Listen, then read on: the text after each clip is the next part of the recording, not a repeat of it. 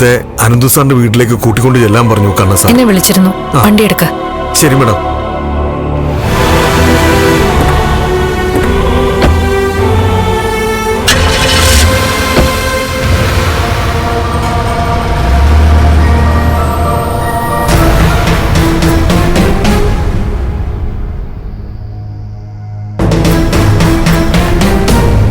സാഗറിന് കമ്പനിയിൽ നിന്ന് പോകേണ്ടി വരില്ല.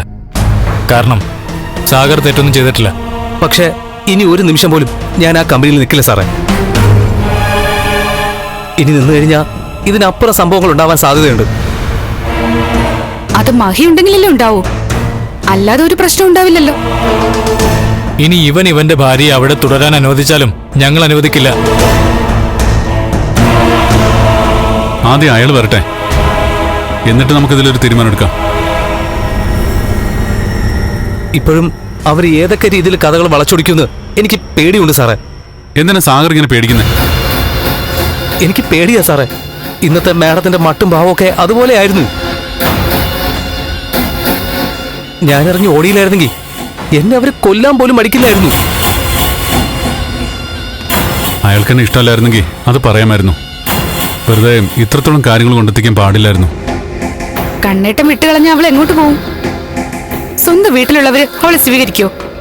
കല്യാണത്തിന് മുമ്പേ സ്വന്തം വീട്ടിലെ പരിങ്ങല്ല അയാൾ കഴിഞ്ഞത്, പിന്നെ ഇനി സ്വീകരിക്കോ? എന്നുവെച്ചാ അവൾക്കിനി തെരുവിൽ തെണ്ടി നടക്കേണ്ടി വരുമെന്ന അർത്ഥം. എങ്ങനെങ്കിലും നടക്കട്ടെ, അതൊന്നും നമ്മളെ ബാധിക്കുന്ന കാര്യമല്ലല്ലോ. ജീവിക്കാൻ അവൾക്കൊരവസരം നീ കൊടുത്തു. ആ അവസരം അവള് ഭംഗിയായിട്ട് തൊലച്ച് കളഞ്ഞു.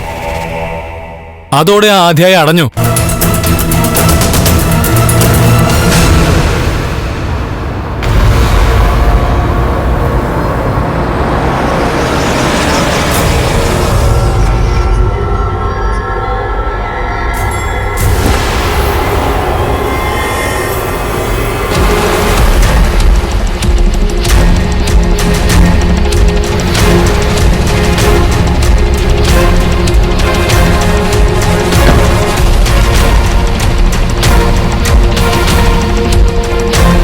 അവളെത്തി.